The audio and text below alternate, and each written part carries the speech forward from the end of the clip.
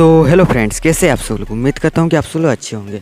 तो मैं आपका दोस्त देवस आप सबके लिए फिर से एक बार लेकर आ गया हूँ बहुत ही कमाल की और इंटरेस्टिंग सा वीडियो।